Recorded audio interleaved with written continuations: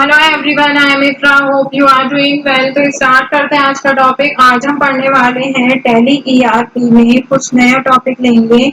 इससे पहले मैं आपको बता देती हूँ कि अभी तक हम क्या क्या टॉपिक जो है कवर कर चुके हैं।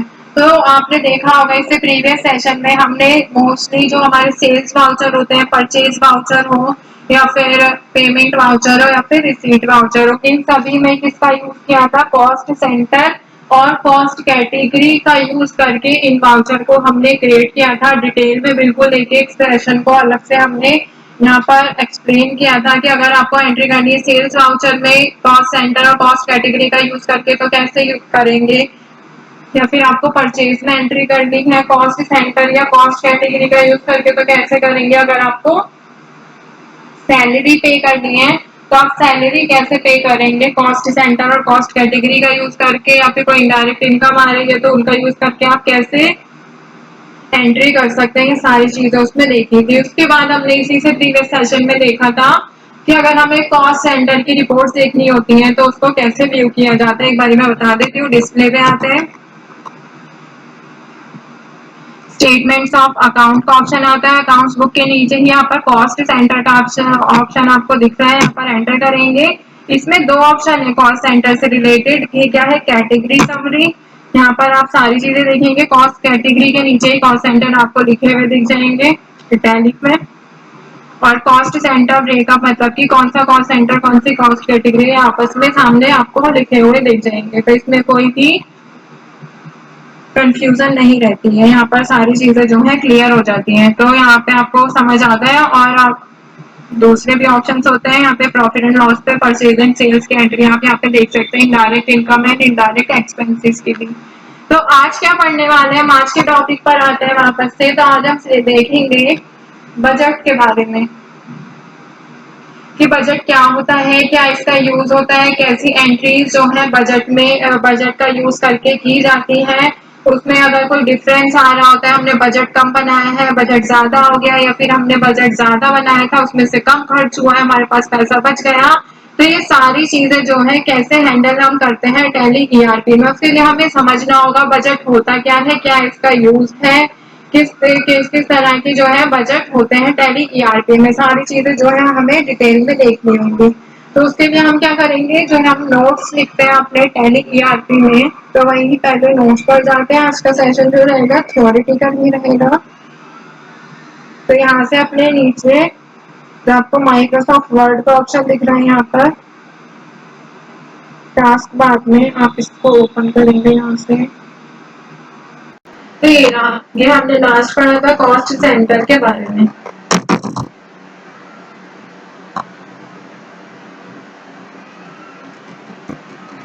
तो यहाँ पर हम लिखते हैं व्हाट इज बजट। तो बजट क्या है? आप देखिए सबके घरों में सबकी मम्मी होती है, पापा होता है, या फिर कोई इंसान कोई भी पर्सन जॉब करता है तो वो क्या करता है, अपना बजट बना के चलता है कि हमें इतना खर्च करना है, इतनी इनकम आएगी हमारी। मान लीजिए 30,000 हमारी इनकम आ रही है, उसमें से 10,000 का मुझे अपना रेंट देना है, 5,000 मेरे खाने पीने में खर्च हो जाएगा, 2,000 उसमें से बचाने हैं, 3,000 मेरे अदर एक्सपेंसेस हो जाएंगे। तो ये सब क्या हो, पूरा बजट बना के चलते हैं। हमारी जो सैलरी होती है हम उसको पहले ही बांट लेते हैं।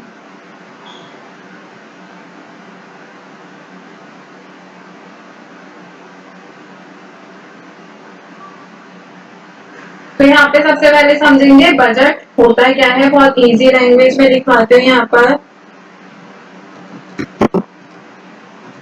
Budgeting is the process of creating a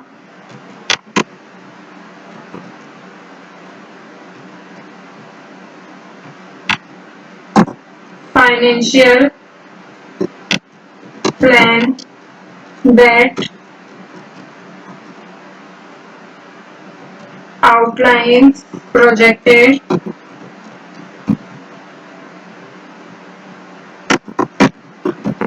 income and expenses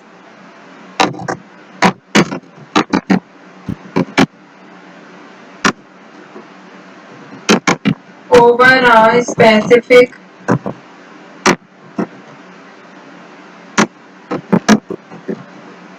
period typically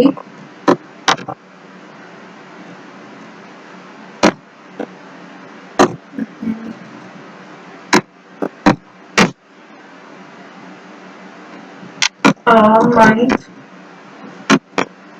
quarter और ईयर। अब देखिए इसमें क्या कहा गया है, बजटिंग क्या होता है। बजटिंग एक प्रोसेस होता है जिसमें हम क्रिएट करते हैं अपने फाइनेंशियल प्लान, मतलब कि जो हमारा मनी से रिलेटेड प्लान होता है वो सारी चीजें हम इसमें प्लान करते हैं। That outline the projected income, जो क्या आउटलाइन करते हैं कि हमारी इनकम कितनी है और हमारे एक्सपेंसेस कितने हैं ओवर अ स्पेसिफिक पीरियड। तो एक स्पेसिफिक पीरियड के लिए होता है, जैसे मान सकते हैं हमारी सैलरी क्या होती है, हर महीने की सैलरी आती है, तो उसमें क्या होता है कि हम हर महीने का बजट यहाँ पर तैयार करते हैं। ऐसे ही क्या हो सकता है, क्वार्टर भी बनाते हैं काफी लोग बजट, और ईयरली भी होता है। कंपनीज में ये अलग अलग तरह के जो बजट्स होते हैं ये बनाए जाते हैं। अब बात आती है यहाँ पर, ऐसा भी बोल सकते हैं बजट क्या होता है, एक स्ट्रेटेजी होती है जो कि फ्लो ऑफ फंड्स को डिफाइन करती है कंपनी की, मतलब कंपनी में कितना फंड्स का फ्लो हो रहा है, वो स्ट्रेटेजी जो होती है वो बजट होता है। ठीक है, it covers all the financial strategies that provide the guidelines for a upcoming plan of action during a defined period of time. मतलब कि ये सारे के सारे जितने भी फाइनेंस से रिलेटेड स्ट्रेटेजी होती है वो कवर कर देती है, और क्या देती है, प्रोवाइड करती है गाइडलाइन, मतलब हमें तरीका बताती है कि हमारे अपकमिंग प्लान का जो एक्शन होगा वो एक स्पेसिफिक पीरियड ऑफ टाइम के लिए क्या होगा। ठीक है, budget assist in enhancing the goal of the company and utilizing the funds efficiently। ठीक है, तो यहाँ पे हम बात करते हैं यूज ऑफ बजटिंग, कि बजट बनाने से हमारा क्या फायदा होता है, क्या इसका यूज होता है, ये हम समझेंगे एक एक करके। ठीक है, first one is financial planning and control. क्या करता है ये, फाइनेंशियल प्लानिंग करता है। जब भी हम बजट बनाते हैं तो हम बजट किससे रिलेटेड बना रहे हैं, पैसों से रिलेटेड ही तो बना रहे हैं कि हम इतना इनकम करेंगे, इतनी इनकम आएगी, इतना यहाँ पे खर्चा करना है, इतना रेंट देना है, इतना हमारा मेडिकल में चला जाएगा, मतलब अगर हम बीमार हो गए ये सब। तो क्या हो रहा है, फाइनेंशियल प्लानिंग करते हैं और उसके ऊपर कंट्रोल करते हैं कि कहीं पर एक्स्ट्रा खर्च ना हो। ठीक है, सेकंड बात क्या होती है, रिसोर्स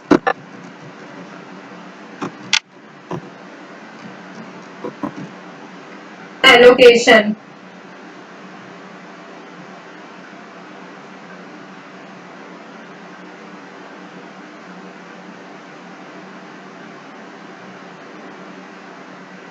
रिसोर्स एलोकेशन में क्या होता है कि हम अपने जितने भी रिसोर्सेज होते हैं उनको एलोकेट कर देते हैं, मतलब कि बांट देते हैं अपनी इनकम के अकॉर्डिंग। फिर क्या होता है, परफॉर्मेंस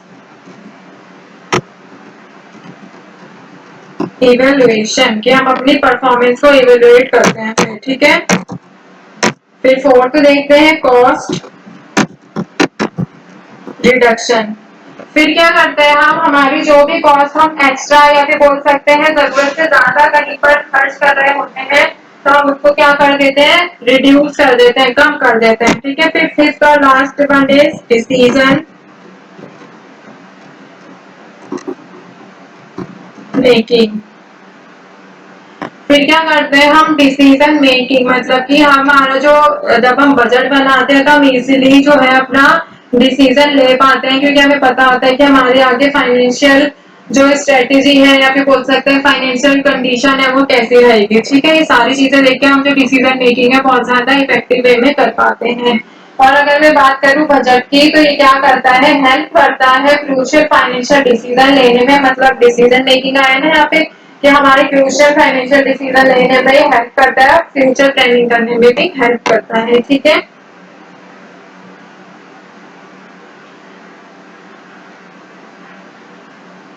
तो अगर मैं बात करूं इसमें फीचर्स ऑफ बजट क्या होते हैं, तो वैसे ही बता देती हूँ।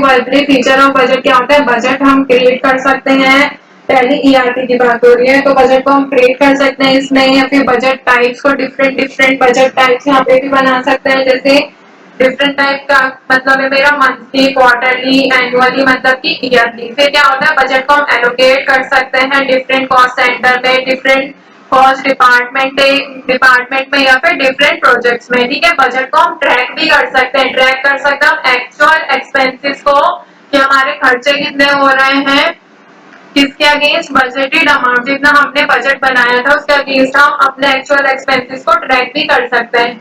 फिर क्या होता है, बजट वेरिएंस एनालिसिस, ये काफी इंपॉर्टेंट होता है। एनालाइज करते हैं हम डिफरेंस जिसमें कि हमने कितना बजट बनाया था बट एक्चुअल का एक्सपेंसेस है कितने। ठीक है, फिर हम बजट को रिवाइज भी कर सकते हैं। तो काफी सारे ऑप्शंस होते हैं जो कि हमारे टैली ईआरपी में फीचर्स के तौर पर हमें दे रखे होते हैं बजट से रिलेटेड। अब बात आती है कि इसको बनाने मतलब कितने तरीके के जो होता है बजट होते हैं। एक होता है यहाँ पर इनकम बजट, एक्सपेंस बजट, ये दिखा देती हूँ मैं यहाँ पर।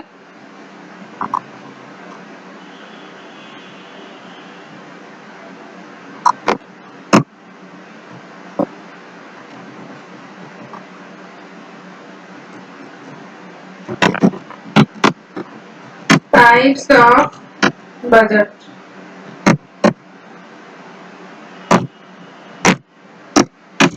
First one is income budget. Income budget से क्या मतलब है, क्या करता है, ट्रैक करता है हमारी प्रोजेक्टेड इनकम जो कि सेल्स है, सर्विसेज या फिर किसी अदर रेवेन्यू से हमारी इनकम होती है उसमें। Second one is expense budget. Expense से रिलेटेड बजट बनाते हैं, हमारे कितने खर्चे हो रहे हैं, सैलरी कितनी दी है, रेंट कितना दिया है हमारी, और अदर ऑपरेशनल कॉस्ट है वो सब कितनी है। ठीक है, फिर क्या होता है कैपिटल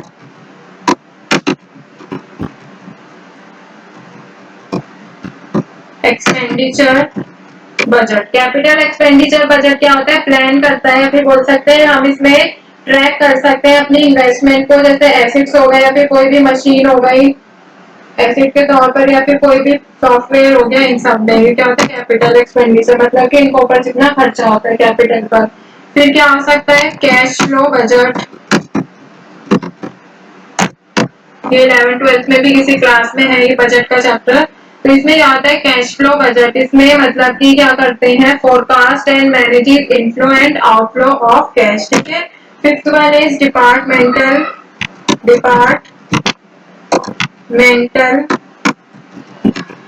बजट। डिपार्टमेंटल बजट का क्या होता है, एलोकेट करता है रिसोर्सेज को और ट्रैक करता है हमारे एक्सपेंसेस को एक पर्टिकुलर बोल सकते हैं स्पेसिफिक डिपार्टमेंट से रिलेटेड। ऐसे ही क्या होता है प्रोजेक्ट बजट, मैनेज करता है कॉस्ट और रेवेन्यू को इसमें प्रोजेक्ट बजट में। ठीक है, फिर यहाँ पे अगर देखें सेवंथ वन है फ्लेक्सिबल बजट। फ्लेक्सिबल बजट में क्या होता है, यहाँ पर एडजस्ट करता है बजट एलोकेशन चेंजेस, जितने भी सेल में चेंज होती है, प्रोडक्शन में मतलब चेंजेस से रिलेटेड सारी चीजें इसमें आती हैं। फिर क्या होता है रोलिंग बजट। रोलिंग बजट तो क्या होता है कॉन्टिन्यूसली अपडेट्स रहते हैं बजट प्रोजेक्शन पे नेक्स्ट पीरियड तक। ठीक है, फिर यहाँ पे ninth one is cost centre